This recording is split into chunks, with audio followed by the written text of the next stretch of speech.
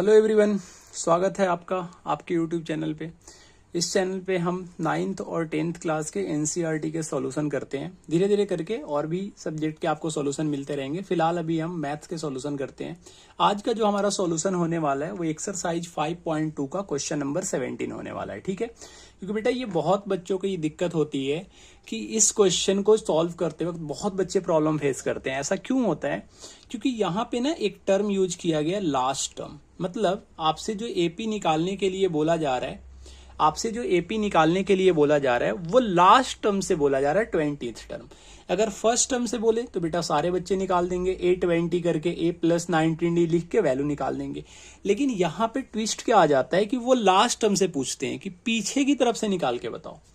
इस क्वेश्चन को करने के बेटा दो तरीके होते हैं। आप दोनों तरीके को यूज करके आप क्वेश्चन को सॉल्व कर सकते हो।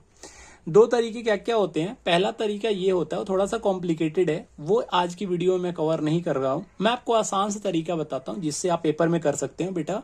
क्योंकि ये क्वेश्चन आपको पेपर में जो पूछा जाएगा वो 2 मार्क्स का ही पूछा जाएगा।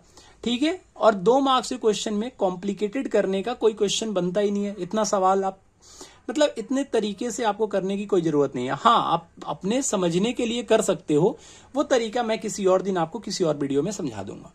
अभी फिलहाल के लिए सबसे आसान तरीका देखते हैं कि जब भी लास्ट टर्म से पूछा जाए, कोई भी टर्म निकालने को दे दे, लेकिन अगर यहाँ लास्ट टर्म दे दे तो बेटा लास्ट टर्म से निकालने के लिए ना आपको करना क्या होता है कि सिंपल सा जो एपी दिया हुआ है ना उनको रिवर्स कर दो। रिवर्स का मतलब क्या बोल रहा हूं मैं कि जो लास्ट में टर्म दे रखे है ना उसको पहले कर दो और पीछे की तरफ से एपी को बनाना स्टार्ट करो। जैसे अगर मैं इस एपी को कुछ लिखूं इस तरीके से तो सबसे पहले ये 253 आ जाएगा, जो सबसे लास्ट में था वो पहले आ गया।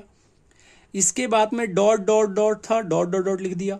डॉट डॉट डॉट के पहले क्या था? 13, तो यहाँ पे डॉट डॉट डॉट के बाद में क्या आ जाएगा? 13। ध्यान से देखना, गलती पता है क्या होती है? हम 253 लिख तो देते हैं लेकिन यहाँ पे फिर 38 और 13 लिख देते हैं। ये गलती नहीं करना आपको पहले 13 लिखना है, फिर 8 लिखना है, फिर 3 लिखना है। लास्ट टर्म पे बेटा बहुत बार क्वेश्चन पूछे जाते हैं, 1 मार्क्स में भी आ सकते हैं, 2 मार्क्स में भी आ सकते हैं, तो ध्यान रखना है आपको। तो ये मैंने एपी लिख दिया। अब यहां से हमें क्या पता चलता है? यहां से हमें यह पता चलता है कि सर अब ए का जो वैल्यू है ना वो 253 आ गया।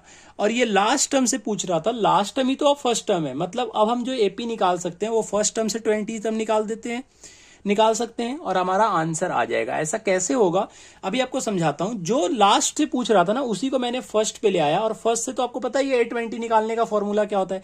लेकिन A20 निकालने से पहले बेटा ए और डी आपको पता होना चाहिए। ए तो 253 पता चल गया, लेकिन डी की वैल्यू कितनी होगी? बच्चे क्या करते हैं कि 13 में से 8 को माइनस करने लगते हैं। या तो उनको पता है क्या लगता है, वो सोचते हैं कि यहाँ A1 तो दे रखा है लेकिन A2 नहीं दे रखा। बेटा डी का मतलब होता है कि किसी भी 2 कंसेक्यूटिव टर्म में लास्ट वाले में से आप पहले वाले को माइनस करते हो, सेकंड में से फर्स्ट को माइनस करते हो, तो वही आपका डी होता है, उनके बीच का डिफरेंस। तो आप 13 में से 8 माइनस नहीं करोगे, ये गलती बिल्कुल नहीं करनी है आपको 8 में से 13 को माइनस करना है, बाद में से पहले को माइनस करना है। जब आप 8 में से 13 को माइनस करोगे तो ये आएगा -5। समझ में आया? तो ए का वैल्यू आ गया 253, डी का वैल्यू आ गया -5। और क्या बोल रहे हैं निकालने के लिए? A20 बोल रहे हैं ना सर। इससे आसान क्वेश्चन क्या ही हो सकता है? ये तो कोरिया का बच्चा भी कर देगा कि A20 का वैल्यू कितना होता है? A+19D। आप लिख दो यहाँ पे A+19D।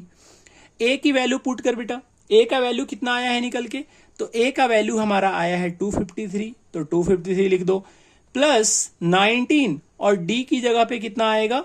-5। तो आप डी की जगह पे कितना लिख दो? -5 लिख दिया, -5। अब जब इनको मल्टीप्लाई करोगे आप तो ये हो जाएगा 253, ये प्लस और माइनस मल्टीप्लाई करके हो जाएगा बेटा माइनस, और 19 में आप 5 से मल्टीप्लाई करोगे तो आपका 95 आएगा। और 253 में से 95 माइनस करने पे कितना आता है? जल्दी बताओ, कोई साइड में नहीं करेगा, डायरेक्ट करना है। 13 में से 5 जाएगा तो कितना आएगा? 8। ये 14 हो जाएगा, 14 में से 9 जाएगा तो 5 और 2 आपका 1 बन जाएगा।